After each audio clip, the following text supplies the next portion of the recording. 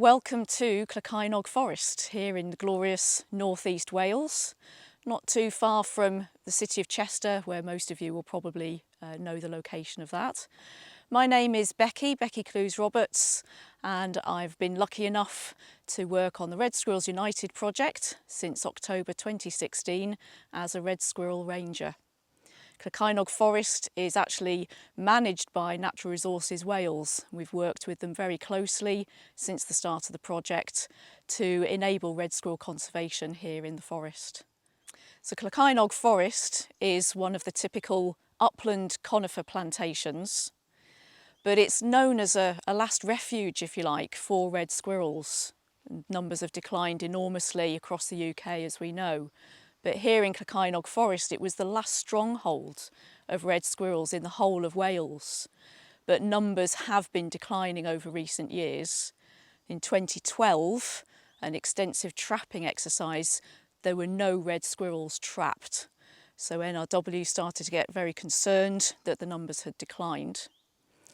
We'd had a couple of records, one of which was a hair tube trap. A sample was caught in a hair tube trap by a volunteer for Welsh Water. And there were a couple of other live sightings over the last few years, but certainly not the last stronghold numbers as we used to know them. When Red Squirrels United started, NRW, who had the will but limited resources, they were very pleased to be able to work with the volunteers for Red Squirrels United to help stop any further decline of the red squirrels here in Clocainog Forest. When we started the project in October 2016, we were starting from a zero base of volunteers and supporters and people who just didn't know very much about red squirrels here in Clocainog Forest.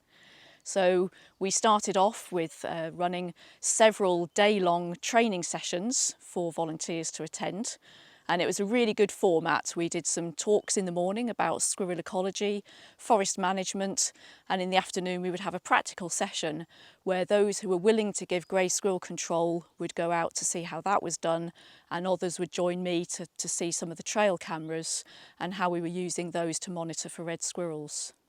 Hi, I'm John. I'm one of Becky's volunteers.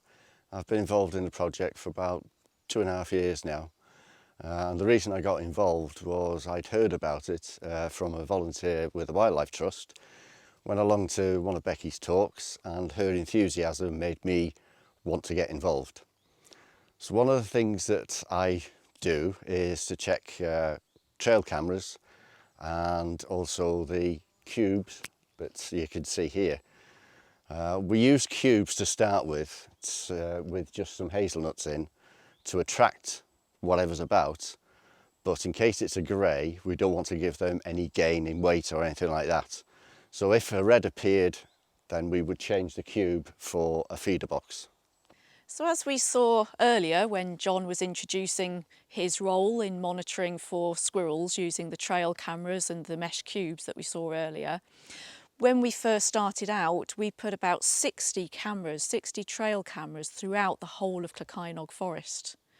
Within the first year of monitoring those cameras, we only picked up 11 records of red squirrel. So again, that indicated that we were dealing with a very, very low population.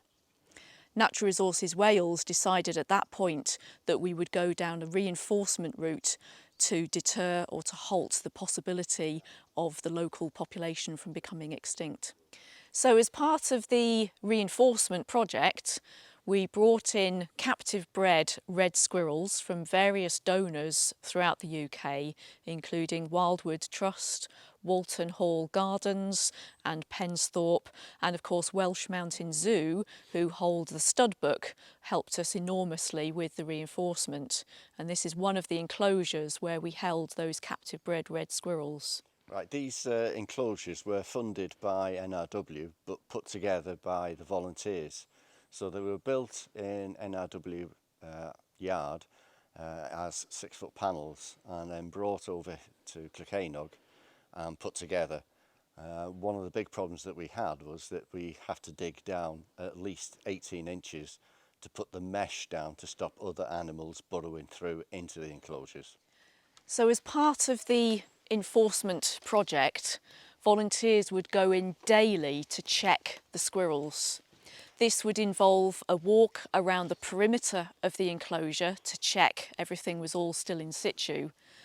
And should the water or the food need topping up, the volunteers would then go inside the enclosure, much like Julian's doing now. But we would only do that when absolutely necessary. We don't go into the enclosure every single day. That would avoid unnecessary disturbance to the red squirrels.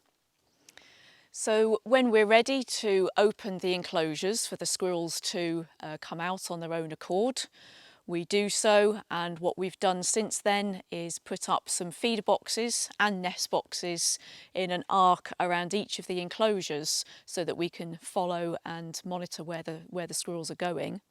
Some of the captive bred red squirrels have been chipped, much the same as a pet dog or cat. So a chip is inserted in the neck of each squirrel. And we've been lucky to have some funding for these remote frequency ID feeder boxes. So we had some funding from the local records centre, Cofnod, and Denbighshire County Council, as well as Natural Resources Wales.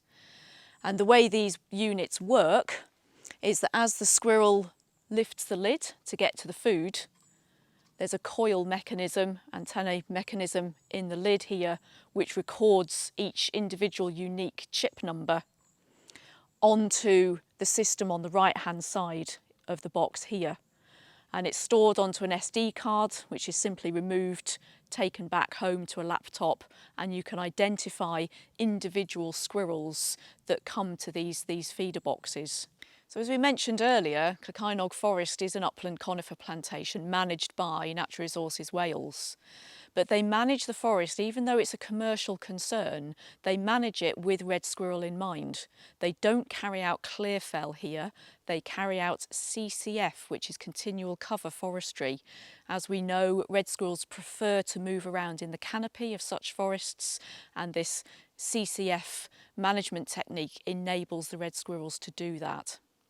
Now that Red Squirrels United has sadly come to an end, the new local community group, Clocainog Red Squirrels Trust, will be continuing the conservation work for red squirrels here in the forest, and Natural Resources Wales have committed to helping them with that course, both financially and with any other support that they can offer.